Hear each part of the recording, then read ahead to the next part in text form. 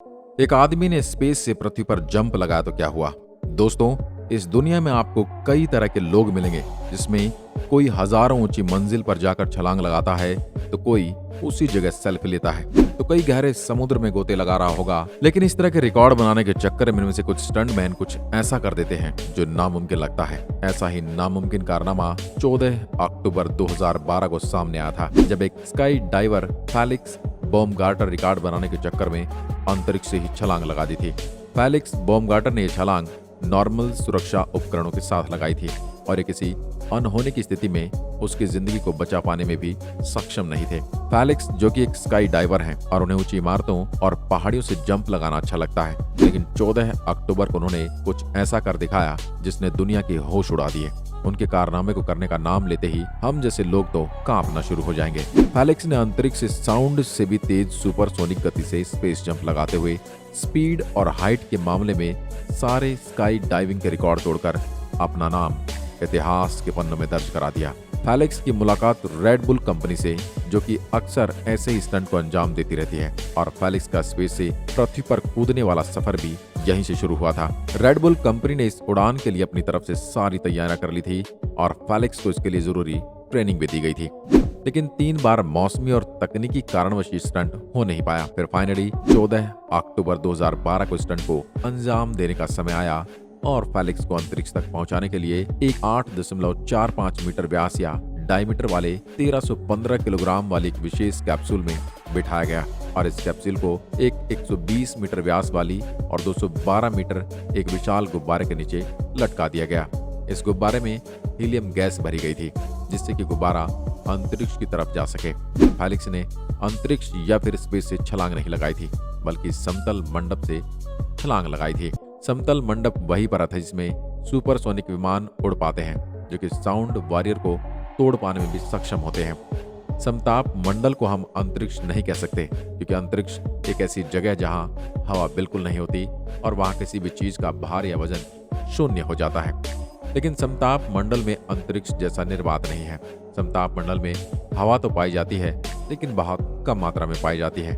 वहां भी पृथ्वी की तरह हर एक चीज का अपना एक भार होता है, लेकिन इस परत में हवा कभी बहती नहीं है और न ही कभी यहाँ बादल पाए जाते हैं। इस तरह यह अंतरिक्ष शुरू होने की एक स्टेज मानी जा सकती है। इतनी ऊंचाई पर तापमान लगभग -23 डिग्री सेल्सियस तक पहुंच जाता है और बिल्कुल अंतरिक्ष जैसा ही प्रेशर देता है। इसलिए यहाँ भी वही प्रेशर या स्पेस सूट पहनना जरूरी हो जाता है जैसा कि एस्ट्रोनॉट पहनते हैं। फेलिक्स ने भी ऐसा ही एक सूट पहन रखा था और उनके बाएं हाथ पर एक एल्टीमीटर लगा हुआ था, जो कि पृथ्वी से हाइट का सटीक अंदाजा देता है, और 2 हाइट डेस्टिनेशन कैमरे लगे हुए थे जो कि उस घटना को रिकॉर्ड कर रहे थे। समताप मंडल में हवा बहुत ही कम होती है, इसलिए वहां से कूदने पर इतना घर्षण पैदा नहीं होता जितना कि पृथ्वी के आंतरिक वायुमंडलीय परतों के पास आने पर होता है। जिस ऊंचाई से फेलिक्स ने जंप लगाया वो ऊंचाई पृथ्वी से करीब 1,28,100 फुट या 39 किलोमीटर थी। इस तरह फेलिक्स साउंड बैरियर को तोड़ने वाले पहले इंसान बन गए हैं। अब तक केवल सुपरसोनिक या फिर साउंड विमान ही साउंड बैरियर को पार कर सकते हैं, लेकिन फेलिक्स ऐसे पहले मानव बने जिन्होंने साउंड की स्पीड लिमिट को क्रॉस किया। फेलिक्स को सुपरसोनिक जाबाज का दर्जा भी दिया गया है। हालांकि ये सब करना इतना आसान नहीं था, क्योंकि एक छोटी सी चूक उनकी जान ले सकती थी।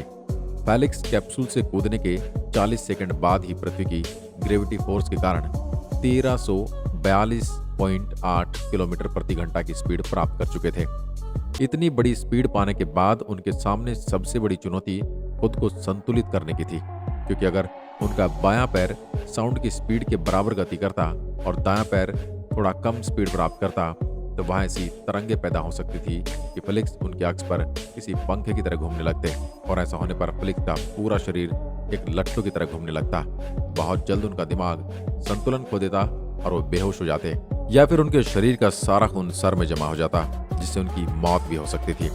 ऐसी स्थिति से बचने के लिए उनके पास इमरजेंसी पैराशूट था। इसलिए यदि ऐसी कोई स्थिति पैदा होती तो 6 सेकंड बाद ही फेलिक्स के प्रेशर सूट से बंधा पैराशूट खुल जाता और उनकी गति धीमी हो जाती।